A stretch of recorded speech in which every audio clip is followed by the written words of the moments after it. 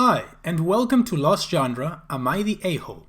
On this video, we're gonna take a look at a few stories, and we're gonna figure out if the OP is an a-hole or not. So, let's go to the first story. Am I the a-hole for refusing to change my accent and laughing in a classmate's face after she told me my accent is offensive? A bit of a weird post, but please bear with me. I, 19 female, am from Germany, and I also go to university there. Because of my major, I have to take some advanced English classes. This incident happened about 2 months ago. About 3 years ago, I went to England for a month and I stayed with an English guest family there. Naturally, all of them spoke with a heavy English accent, and after a few weeks, I started to adopt that accent. It's normal for guest students to adopt a certain accent for the duration of their stay according to my guest family. But what's weird is that my accent didn't go away after I returned to Germany. I have been speaking with an English accent ever since. And it's pretty normal to me now, but I still write and use American English words like color instead of color and fries instead of chips. That was 3 years ago. My English class at university last semester was pretty diverse, with students from many different countries. One student was from England, so naturally she also spoke with an English accent. Our class included a lot of speaking exercises since the course was predominantly visited by students whose second language is English. During our last class of the semester, one of my new friends, not the English girl my story is about, asked me why I speak with an English accent when I'm German. I shortly explained that I spent some time in England and that's why I speak the way I speak. The English girl was sitting right next to me, so she must have overheard. After class, she pulled me aside and told me how offensive she thinks my accent is because I'm not English, so I shouldn't pretend that I am.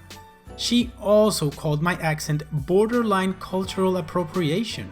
I was so confused in that moment that I just chuckled and said, "Okay," and walked away. I pretty much forgot about this incident afterwards until I checked the new entry list for the class and saw her name on it.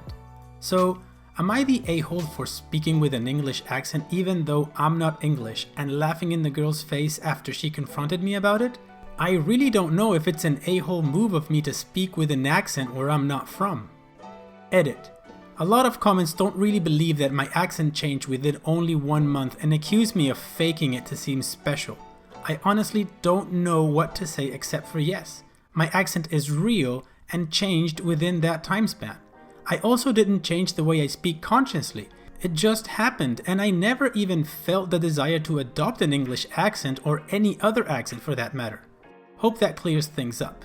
On this one, I'm inclined to say, no, you are not the a-hole. I know many cases of people who aren't natural born to some countries, but they just adopt that English accent because it's what they've heard all along and it just sticks with them. Many of you probably noticed from my accent that I'm not a native English speaker, but when I was a kid I lived in the US and that's the predominantly accent that I have. I've traveled to the US and when I stay there for more than a month or something, the accent just gets thicker and thicker. And it has also happened to me that I've been to the UK and I've stayed for a while, hanging out with purely British people, and my pronunciation and accent change. And I don't do it on purpose. It's not like I'm actively trying to copy them to, seem British. I don't care about that stuff. I just want to speak the language and be understood. If the accent sticks, well, what? So what? No, OP, chill. You're not the a-hole. In this case, I believe the other girl is being the a-hole and trying to make a storm in a glass of water out of nothing. So, I don't know, what do you guys think? Let me know in the comments. And now let's move on to the next story. Am I the a-hole for buying a $50,000 guitar for $4,000 and refusing to sell it back when the buyer found out the real value? This happened a while back. My wife and I still talk about it every once in a while. She's on my side, and most of our friends and family are. However, when it happened, it was like World War III between us and her co-workers and others. Here we go. I've been playing the guitar for 22 years. I know guitar values and whatnot very well. I'm very into the guitar market. At my wife's old company, she was hanging out with co-workers one day after work, and she mentioned that I play guitar. A co-worker, who I guess is very popular at work, said that his dad passed away and he was selling his dad's things. His dad had a guitar and asked my wife if I'd be interested in it. My wife texted me and I said to have him send me the info on the guitar and the price. The next day, he texted me the pics and price. It was a 1952 Telecaster in mint condition. He had the original receipts, which was crazy. That's how I knew the date. I asked what he wanted for it and he said he looked up Telecasters online and he thinks $4,000 is fair. I texted back, "I'll take it for $4,000" and went to pick it up. The guitar had no sentimental value to him at all. Here's the issue at hand. The guitar was/is worth approximately $50,000 depending on the buyer, and I knew it. When I got the guitar, I told my wife the price and what it was worth. She was floored. Fast forward 2 weeks, her co-worker tells my wife he just found out what the guitar was actually worth from a family friend and wanted it back. She said, "Well, he really likes the guitar, and he knew it was worth $50,000, which is why he was floored you offered it to him for $4,000. He really likes it, and I doubt he will sell it back, but you can ask." Probably not the smartest thing for her to say, but she was caught off guard, and it's not her fault or problem. He contacted me and asked to buy it back. I said that it's not for sale. He then said I scammed him and he was going to sue me and take my wife to HR for being a part of the scam, which was nuts, but he actually did contact HR. They were cool about it and said it's not their problem. It's between him and me. Over the next few months, he made things very uncomfortable for my wife at work. He would bug her constantly about it. She eventually had to go to HR for harassment and they actually let him go. She complained twice and he was warned and didn't stop. He's contacted me several times about it, so I got a restraining order for harassment too.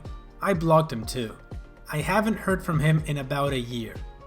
The guy and his dad were not close at all. When I went to get the guitar, he was telling me he hadn't talked to his dad in 6 years and was actually annoyed he had to deal with a funeral. The dad bought the guitar new and never played it. Luckily, it was stored in a closet and not in a basement or attic. There's no issue with the wood or electronics. It plays like a dream and I couldn't be happier. I would have maybe considered giving the guy more money or giving him one of my guitars to sell on his own, but I decided not to do that after he left a terrible voicemail on my phone the day he found out the real value. He demanded it back like he was entitled to an object he sold fair and square. Called me a piece of S, called my wife a piece of S, and said he would do bad things if I didn't sell him the guitar back. Am I the a-hole? Wow, this is not easy at all. To me, it seems like, yes, the OP is kind of an a-hole, but also the guy who sold it is a big a-hole. I mean, okay, it's on the seller to know the price of the item he is selling. Now, saying that, the OP did know the true price and knew he was getting a gem of a guitar for a really low price. So that's where it's a very big gray area. Now, people might argue that yes, he took advantage of somebody who didn't know the price of what they had, but they had it. So they should have done the proper research, right? And on the other hand, the seller, once he found out that, he lost something really valuable, he got all crazy and, acted like an a-hole to the wife and leaving messages and harassing people, and that's not proper behavior. So this one I'm gonna rate half and half. Everybody here is an a-hole. What do you guys think? Let me know in the comment section. And now let's continue to the next story. Am I the a-hole for using home security cameras to expose my girlfriend's gaslighting? My girlfriend, Anne, 25 female, and I, 25 male, have been dating the past 5 years, since college. After graduation, we were semi-long distance, living close enough that we alternately visited almost every weekend. In 2018, Anne got a job in my city, and we found a place and moved in together. Now's a good time to mention the security cameras in our house. Break-ins are unfortunately common where we live. We thus got some motion activated cameras, one of which has a view of our kitchen to monitor the back door. The cameras only record when there's motion, so they can retain footage for a very long time. Anne, of course, knows this. About a year ago, Anne started complaining I wasn't contributing equally to chores. I've been obsessive about chores my whole life. Growing up, not doing the dishes meant no video games for a week. When I lived with roommates, I was always the chore stickler, making damn sure we all stuck to our chore wheel. Anne is just as fastidious about chores, so we just naturally alternated who did what. I'd just been brushing her remarks off, but over the last few months, they've become much more aggressive. E.g., I was vacuuming and Anne said, "Look at you, finally cleaning up around here." I replied that we alternated vacuuming, to which she retorted, "No, you've vacuumed maybe twice since I moved in." Exchanges like this have been happening so frequently that I began to doubt my own recollection. Am I not as clean as I thought? Finally, she exploded at me last week. She said that having to stay home constantly over the past weeks exposed how little I do around the house, and that she didn't move in just to be my maid. Questioning my own sanity, I spent a few hours going through the entire 1.5-year archive of security camera footage and tallied the exact number of times the kitchen cam caught each of us doing dishes. Our cleaning supplies, vacuum, mop, etc. are in the kitchen pantry, so I also tallied up how many times we grabbed cleaning stuff. To my vindication, the tally showed that we indeed split chores equally. She vacuumed/mopped 5 more times than I did dishes around 20 more times than she did. Given that we vacuum mop at least once a week and do dishes at least every day, these are insignificant differences over the 1.5 years we've lived together. When I confronted Anne, she shrugged off her behavior as remembering things differently.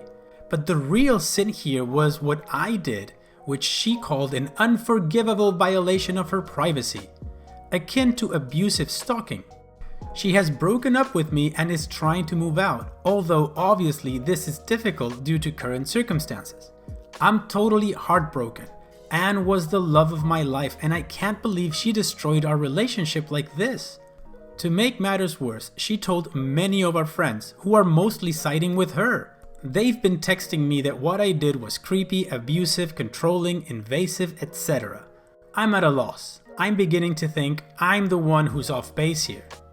In my opinion, OP is not the a-hole. So, she knew the camera was there and he was just trying to get some data to actually prove that what she was saying was wrong. And I think he was actually a bit hurt that she constantly accused him or, was passive aggressive at him. He loved her, apparently, so that's gotta suck. In my opinion, she was looking for a way out, and she didn't want to be the one that dumped, so she was trying to maybe push him into breaking up with her. But then she got this thing that he tallied from footage that she knew existed, and she used that as an excuse to break the relationship. The part I think that sucks the most is that she went and told all the friends, and now they're against him, and that sucks, because that's gotta be lonely for him. Nobody's listening to his side of the story. Do you guys think it was creepy? I mean, even though she knew the footage existed and he was just looking for data, it's not like he was spying on her or anything. But, let me know what you guys think on the comment section once again. And now, let's move on to the final story. Am I the a-hole for legally changing my name and refusing to speak to my mother? Growing up, my mother had a horrible habit of trying to one-up my Aunt Tara. She did everything from dyeing her hair like my aunt, making our living room a replica of hers, and getting better versions of her pets.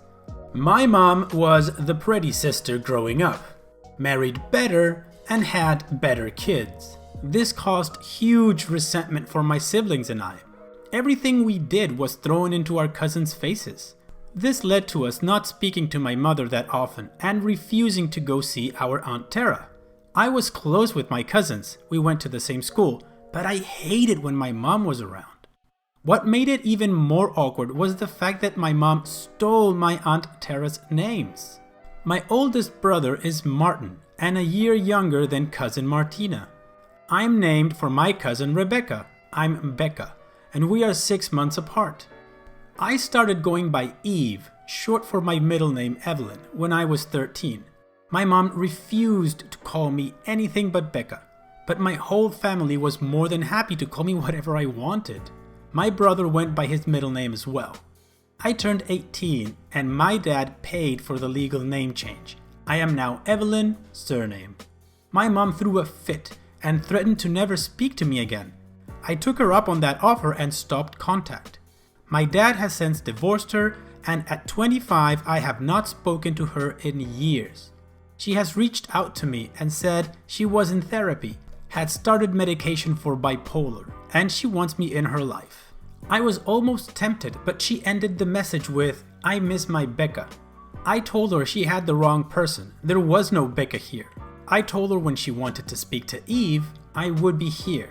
She has not reached out since. Am I the a-hole? OP, you are not the a-hole. Growing up, your mom did not make it easy due to her condition, but still, you're not the a-hole. You made a decision regarding your name and she should respect it. Having said that, bipolar disorder is a very difficult illness. It's a good thing that she's in therapy and medicated, but she still did try to manipulate you with that "I miss my Becca" thing, and the way you responded was fantastic. That's it, you're Eve, and that's how she should address you. Hopefully in the future, she'll be able to do that and continue the therapy and, stay on the meds and eventually have a proper relationship with you. What do you guys think? Alright, that's the end of this video. I hope you liked it. I hope you liked the stories. So stick around the channel and I'll see you guys on the next video.